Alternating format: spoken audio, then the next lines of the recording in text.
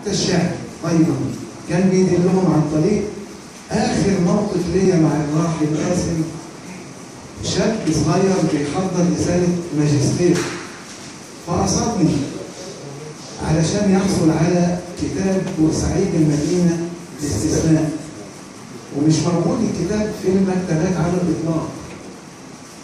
كلمت الأستاذ قاسم رحمة الله عليه، الراجل وهو في معاناته وتعبه نزل وخد نسخة معاه وراح انتظر الشاب عند مسجد الرحمة واداهوله، قال له خد يا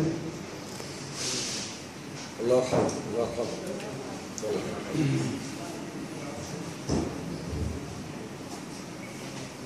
إكمال.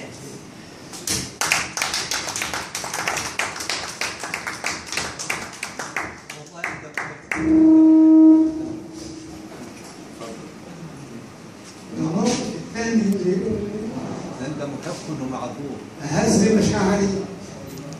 آخر لقاء ليا مع قاسم أنا ومدام رجاء أبو عيد وعم كامل عيد، يوم المؤتمر اللي كان مفترض تحضر فيه سكينة فؤاد ويحضر فيه محمود ياسين وما جوش، اللي جاء كامل أبو علي وهاني أبو ريدة بتوع رياضة، فده ما يعنيناش في شيء. دخلوا، احنا دخلنا على معرض فني تشكيلي، قعد يقود المعرض ويكتب انطباعاته على كل لوحه، استعاد مني قلم جاف، قعد يلف المعرض، وبعد ما لف المعرض بعد يمكن ساعه وساعتين جاء وقف معانا. مدام رجاء فقدت حاجه ذهبيه تخصها، دخل معاها يدور معاها وبعدين قال لها معلش يعني استعوض ربنا فيه.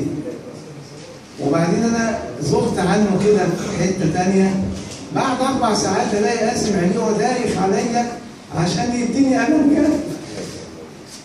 قلم جاف يعني ملوش قيمه ماليه، بيدور عليا يديهوني.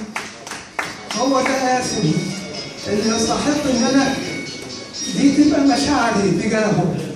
قاسم الإنسان الفنان الأديب الاستثناء. أنا بعذر يعني أرجو إن أنتوا تعذروني إن أنا منفعل، بس هو ده قاسم عليه وهي دي قيمته اللي يستحقها. وأنا بستغل الموقف ده وبقول لأن قاسم كان على خلق، فأنا بستعير